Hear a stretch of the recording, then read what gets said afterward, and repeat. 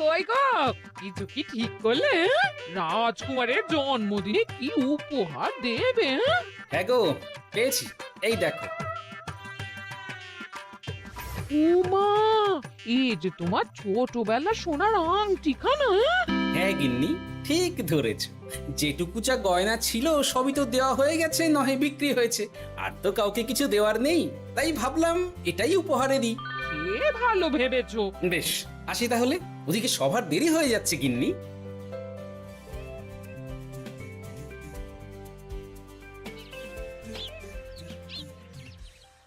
আচ্ছা শোনো, একটা কথা বলতে ভুলে গেছিলাম। আজ একটু তাড়াতাড়ি বাড়ি এসো, শাড়িওয়ালাকে আসতে বলেছি দুপুরে। আবার শাড়িওয়ালা কেন? আরে তুমি ভুলে গেলে, সামনে আমার বোনদির বিয়ে, তার জন্য নতুন শাড়ি লাগবে না গো। একমাত্র বড় মাসির মেয়ে বলে কথা। বুঝলাম।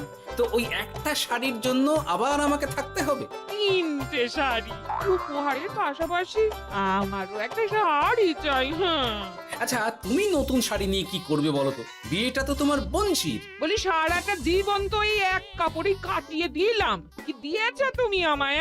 কেন, এই নিজেকে? আমার মতো স্বামী আর কোথাও পাবে?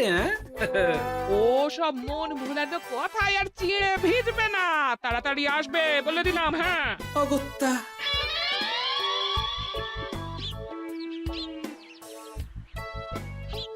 দূর, গিন্নিরও যত কথা সব বেরোনোর সময়। আবার তাড়াতাড়ি ফিরেও আসতে হবে শাড়ির জন্য। দেখি মহারাজকে বলি অগ্রিম বেতনের জন্য, না হলে তো শাড়ি কেনা যাবে না।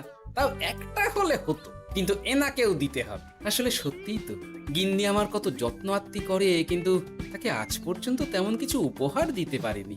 না, গিয়ে বলি।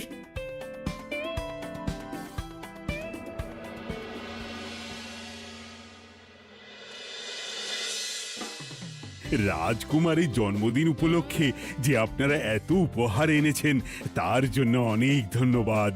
আপনাদের সকলের আশীর্বাদ ও ভালোবাসা আমি রাজকুমারের কাছে পৌঁছে দেব। এ আর এমন কি মহারাজ, জানেনই তো রাজকুমার আমাদের সকলের কাছে কত প্রিয়। ঠিক ঠিক। কিন্তু আমি অবাক হচ্ছি আপনার প্রিয় গোপাল জন্মদিন ভুলে গেছে দেখে। এখনো পর্যন্ত তার কোনো পাত্তাই নেই। হ্যাঁ তাই তো, গোপাল আসেনি কেন? এসে গেছি মহারাজ। তা বলি, এসে তো উদ্ধার করে দিয়েছো। আজ রাজকুমারের জন্মদিন, সে কথা কি মাথায় আছে? ক্ষমা করবেন মহারাজ, আসলে ওই রাজকুমারের উপহার আর গিন্নির আবদার এসবের জন্যই আমার দেরি হয়ে গেল আর কি। এই নিন রানীমা, আমার তরফ থেকে রাজকুমারের জন্য ছোট্ট উপহার। অনেক অনেক ধন্যবাদ গোপাল। তবে মহারাজ, আমারও একটা অনুরোধ ছিল। কি? আমাকে যদি অগ্রিম বেতন হিসাবে কিছু মোহর দেন, তাই নিয়ে আমাকে একটু তাড়াতাড়ি বাড়ি ফিরতে হবে। উনি বলবেন আর ওনাকে দিতে হবে, মামা বাড়ির আবদার।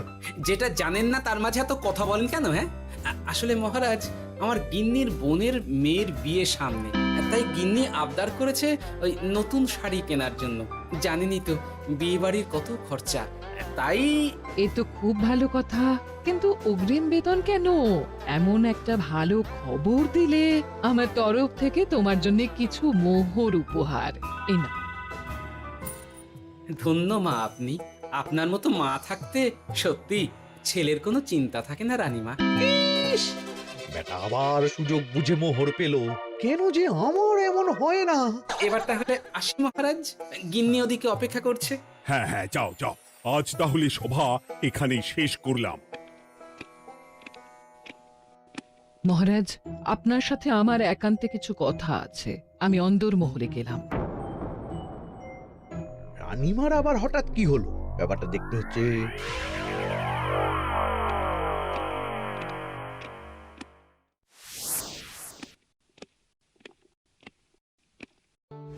আজ আমি বুঝতে পারছি আপনি আমাকে একদম ভালোবাসেন না মহারাজ। ও কি কথা বলছো রানী? একদম ঠিক বলছি। নিজের গিন্নির আবদার মেটানোর জন্য গোপাল কত ভাবে, নতুন শাড়ি কিনে দেবার জন্য অগ্রিম বেতন অব্দি চাইলো, আর আপনি? আমি তো রাজা, আমি কেন বেতন চাইবো? সেটাই তো, রাজা হয়েও আপনি কখনো এমন কিচ্ছু করেননি, কিচ্ছু না। আহা, রাগ করে না। আমি তোমাকে সব থেকে সুন্দর শাড়ি উপহার দেব, একেবারে সোনার সুতোর কাজ করা মুক্ত বসানো শাড়ি। এমন শাড়ি কেউ কখনো দেখেনি। ও মা, সত্যি? আচ্ছা, এই ব্যাপার। গোপালের কথা শুনে এবার মহারাজ ও রানীমাকে উপহার দেবে? ধুর, আমারই ভাগ্যটা খারাপ।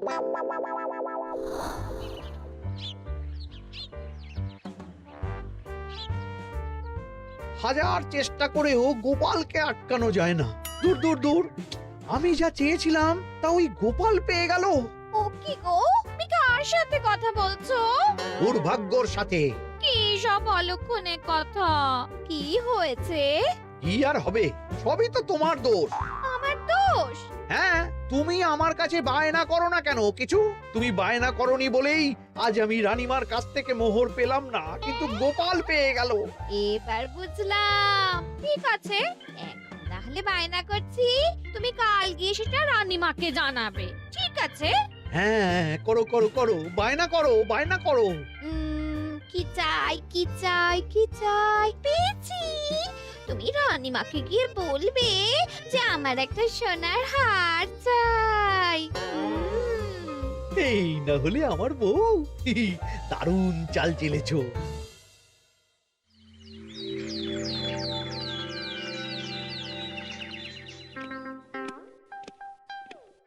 কি গো মন্ত্রী, আজ যে তুমি দেরি করলে বড়। আগে মহারাজ, আমাকে সময় নিয়ে শোনাতে শোনাতে মন্ত্রীমশাইয়ের মনে হয় নিজেরই সময় জ্ঞান খারাপ হয়ে গেছে। তুমি থামো তো মহারাজ, আমারও খুব বড় একটা বিপদ হয়ে গেছে। একমাত্র রানীমাই আমাকে বাঁচাতে পারবেন। আমাকে একটু ওনার সাথে দেখা করার অনুমতি দিন মহারাজ। কিন্তু তোমাদের রানীমা তো এখানে নেই। আসলে জানোই তো যে কুমার অনেক দূরে থাকে, তাই গতকাল রাতেই রওনা দিয়েছে। সে কি, রানীমা নেই? এবার কি হবে আমার? কেন কেন কেন, কি হয়েছে? আসলে মহারাজ, আমার বউ আমার কাছে সোনার হার গড়িয়ে দেওয়ার বায়না করেছে, তাই আমার। বুঝেছি বুঝেছি, চুপ করো তুমি। এখন তোমাকে মোহর দিতে পারবো না। কেন মহারাজ? পরের মাসে দিতে পারবো। আসলে তোমাদের রানীমাকে সোনার সুতো দিয়ে কাজ করা এক শাড়ি উপহার করেছি সদ্য, যার জন্য অনেক খরচ হয়ে গেছে। তাহলে আমার সোনার হার পরের মাসে গড়িয়ে দিও। এটা তো ঠিক না। গোপাল আপনার প্রিয় বলে যখন যা চায় তখনই সাথে সাথেই পেয়ে যায়, আর আমার বেলায় এমন। এমন কোনো ব্যাপার নয় মন্ত্রী। মহারাজ, আপনি বরং আমাকে দেওয়া মোহরগুলো আমার অগ্রিম বেতন হিসেবে ধরুন, না হলে মন্ত্রীমশাই এমন অভিযোগ বারবার করবেন। আহা গোপাল, তোমাকে তো স্বয়ং রানীমা উপহার দিয়েছেন, এসব কিছু করতে হবে না। যেমন আছে তেমনই থাক। ঠিক আছে, আমিও দেখে নেব পরে। কি দেখে নেবে মন্ত্রী? না না, ও কিছু না মহারাজ, পরেই দেখে হার গড়ানোর কথা বলছি। না, মন্ত্রীর হাবভাব মোটেই ঠিক ভালো লাগছে না। বেটা মনে মনে নিশ্চয়ই কোনো ফন্দি আটছে আমার বিরুদ্ধে। কিছু একটা করতেই হবে। গোপালের ওই মোহর উপহার পাওয়াটা আমি কিছুতেই মেনে নিতে পারছি না। একটু মাথা খাটাই, একটু মাথা খাটাই। উপায় পেয়েছি। আমাকে এখনই নবাবের কাছে গিয়ে মহারাজের নামে বলতে হবে।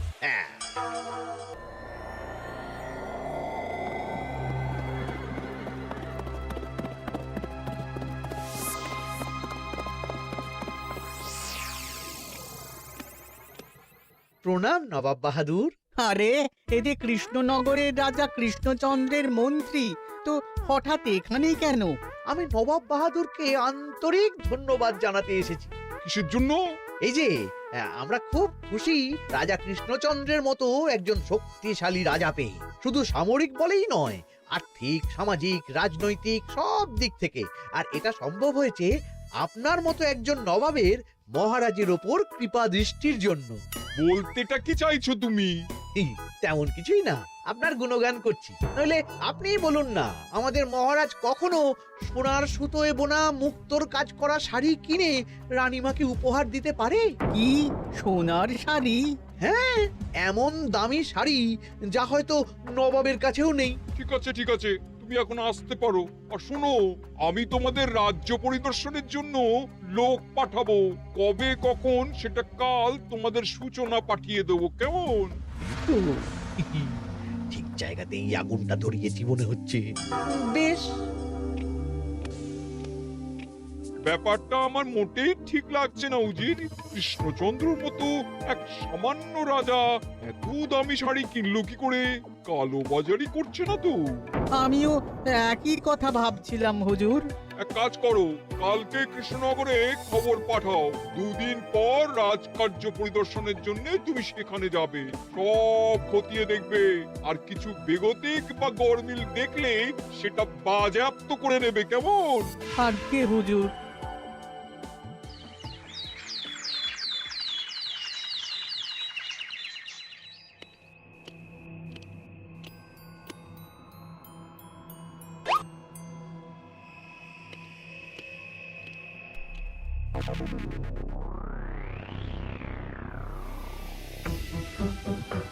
কি হয়েছে মহারাজ? কার চিঠি? নবাবের রাজকার্য পরিদর্শনের জন্য লোক পাঠাবে 2 দিন পর। এতে চিন্তার কি আছে মহারাজ? চিন্তার বিষয় আছে। নবাব আমার রাজকোষের হিসাবও মিলিয়ে দেখতে চায়। কোনো একটা ভাবে নবাবের কানে আমার সোনার শাড়ি কেনার কথাটা চলে গেছে, তাই সন্দেহ করছে। সে কি কাণ্ড! নবাবকে তো চিনি, ভুল ধরার কোনো সুযোগ ছাড়বে না। আর চিঠিতে পরিষ্কার লিখে দিয়েছে, হিসেবের একটু এদিক ওদিক হলে সে সব বাজেয়াপ্ত করে নেবে। হায় কপাল! এ সব হয়েছে গোপালের জন্য। অমনি শুরু করে দিলেন। আচ্ছা, আমি আবার কি করেছি বলুন তো? তুমিই তো করেছো। সেদিন যদি তুমি তোমার গিন্নির শাড়ি কেনার কথাটা রানীমার কানে না তুলতে, তাহলে রানীমাও মহারাজের কাছে শাড়ির জন্য বায়না করতেন না, মহারাজও সোনার শাড়ি কিনতেন না, আর নবাবও জানতে পারতেন না। একদম ঠিক কথা বলেছ মন্ত্রী, সব দোষ তোমার গোপাল। মহারাজ, আপনি এমন বলছেন? হ্যাঁ বলছি, কারণ এটাই হয়েছে। দুশ্চিন্তায় এখন মাথা খারাপ হয়ে যাচ্ছে আমার। আমি জানি না তোমার জন্য আজ অব্দি এমন বিপদে কবে পড়েছি। এবার তোমাকেই এখান থেকে বেরোনোর উপায় বের করতে হবে। আর যদি তা না করতে পারো, তাহলে আজ পর্যন্ত তোমাকে যত মোহর উপহার দেওয়া হয়েছে সেই সব উপহারের মোহর ফেরত দিতে হবে। সব মোহর যে প্রায় খরচ হয়ে গেছে মহারাজ, আবার আমি কোথা থেকে পাবো? সেটা তুমি জানো। এইবার গোপাল ভালো মতো জব্দ হয়েছে। এ যে লঘু পাপে গুরুদণ্ড। গোপাল পড়ল ফাঁদে। এমন দেখে মন্ত্রী হাসে আর আমার মনটা কাঁদে।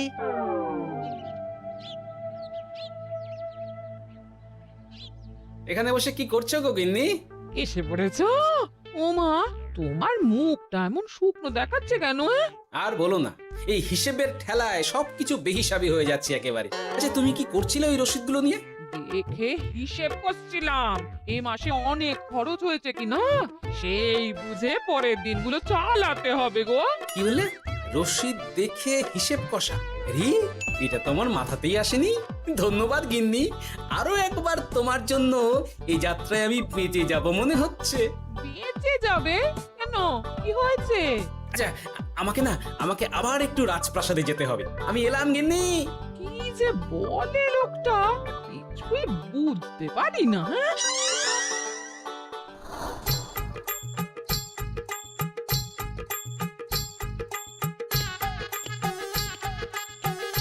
আসতে পারি মহারাজ? এ কি গোপাল, তুমি? আর কোনো চিন্তা নেই মহারাজ, নবাবকে হিসেব বোঝানোর উপায় পেয়ে গেছি। কি বলছো? কি উপায়? এই দুদিনে আপনি শুধু সকল প্রজাদের কাছ থেকে পুরনো রসিদ সংগ্রহ করুন, তাহলেই কেল্লা ফতে। তাই নাকি? আর নয়তো কি? তবে এ ব্যাপারে মন্ত্রী মশাইকে কিন্তু কিচ্ছু জানতে দেওয়া যাবে না। শুধু আমি যা বলছি তাই করুন মহারাজ। সে তো বুঝলাম, কিন্তু প্রজাদের থেকে পুরনো রসিদ সংগ্রহের কথা ঘোষণা করলেই মন্ত্রী এমনি জানতে পেরে যাবে। চিন্তা করবেন না মহারাজ, আমার কাছে এটারও উপায় আছে। আপনি শুধু খেয়াল রাখবেন যাতে এই কথা 5 কান না। বাকিটা ভরসা রাখুন, কৃষ্ণনগরের একটা ঘাসও নবাব বাজেয়াপ্ত করতে পারবে না।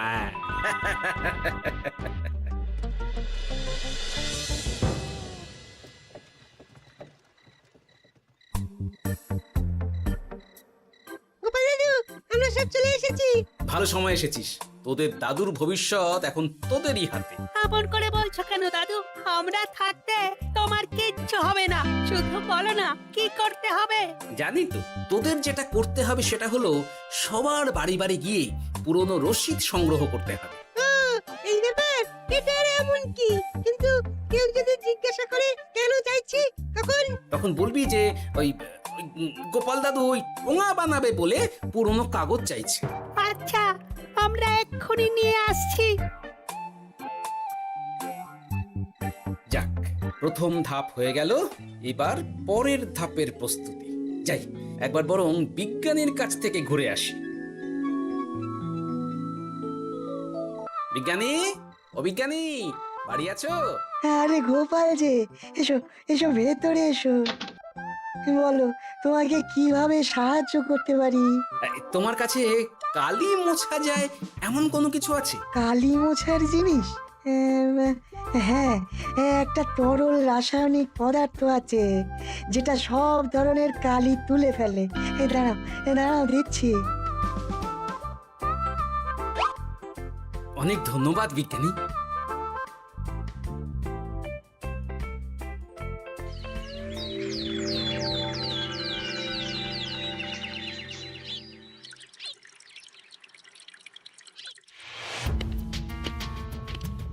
আসুন আসুন, আপনার জন্যই তো অপেক্ষা করছিলাম। তাই নাকি? এতটা পথ উনি এসেছেন, আগে ওনার জন্য শরবত ও মিষ্টির ব্যবস্থা করি। এই যে মহারাজ, আমি জল মিষ্টির ব্যবস্থা করে এনেছি, এটাও সাথে নিন। এটা কি? কেন, হিসেব ভোলা ময়রা পাঠিয়েছে এই মিষ্টি ও শরবতের দাম। এর মধ্যে এই কাজের সাথে যুক্ত ভোলা ময়রা আর তার পরিচারকের পারিশ্রমিকও যুক্ত আছে। হ্যাঁ, আসলে আমাদের মহারাজ তো প্রতিদিনের খরচ খুব হিসেব করে চলেন, তাই। ও, আমি একটু বসবো? নিশ্চয়ই, ওই তো ওদিকে বসার জায়গা। আপনি কি হাওয়া খাবেন উজির সাহেব? তাহলে রশিদে ওটাও যুক্ত করব। মস্করা হচ্ছে? আহা, রেগে যাচ্ছেন কেন? আপনার সাথে মস্করা করার মতো স্পর্ধা আমার নেই উজির সাহেব। আসলে মাসের শেষ তো, তাই একটু বেশি হিসেবে চলতে হচ্ছে আর কি। আমাকে হিসেব দেখাচ্ছ? আর রাজা কৃষ্ণচন্দ্র যে সোনার সুতোয় বোনা শাড়ি কিনতে পারলো, সেটার হিসেব কোথায়? একটা সামান্য রাজা এত অর্থ পায় কোথা থেকে? এ আবার কেমন কথা? মহারাজ যা কিনেছেন সেটা তো তার জমানো অর্থ দিয়েই কেনা। আমি বিপথে কোনো কাজ করি না। সেটা তো রাজকোষের হিসেব দেখলেই বোঝা যাবে। শুনে রাখো গোপাল, একটুও যদি হিসেব এদিক ওদিক দেখি না, তাহলে সব বাজেয়াপ্ত করে দেব। কোনো চালাকি নয়, কোনো চালাকি নয়। বেশ, তবে করুন হিসেব। আমাদের কাছে কিন্তু সব কিছু রসিদ আছে। কই গো, আনো সব, আনো আনো।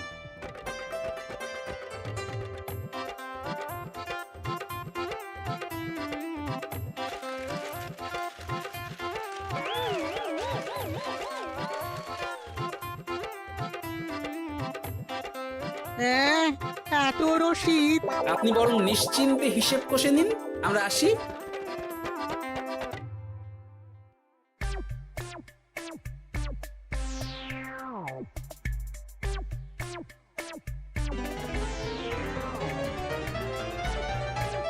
বাবারে, এত হিসেব কষে কষে তো মাথা ঝিমঝিম করছে, খিদেতেও পেট চুই চুই করছে।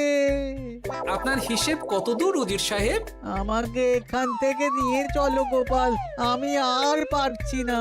ও কি, অঙ্ক কষে কষে তো আপনার সব শক্তি শেষ হয়ে গেছে দেখছি। আচ্ছা চলুন চলুন চলুন, কিছু মুখে দিয়ে দিন, তাহলেই শক্তি আসবে। তাই চলো।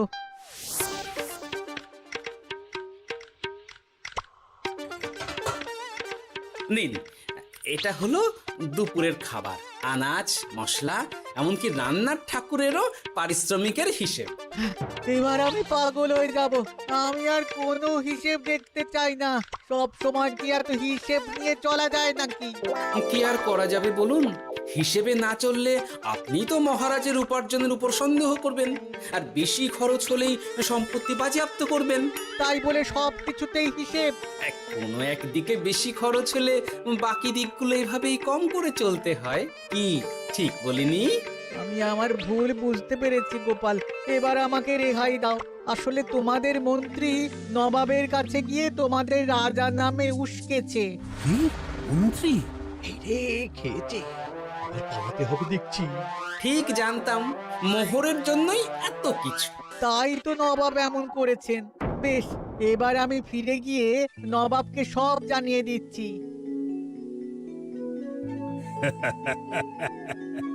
সত্যি গোপাল, তোমার তুলনা হয় না। আর মন্ত্রী, আগে মহারাজ, তুমি যা করেছো তার কোনো ক্ষমা নেই। তোমার জন্যই আমার এত হয়রানি হয়েছে। ভুল হয়ে গেছে, আমাকে ক্ষমা করে দিন মহারাজ। গোপালের ওপরে হিংসে করে এমন করেছি, আর হবে না। একটা সুযোগ দিন মহারাজ।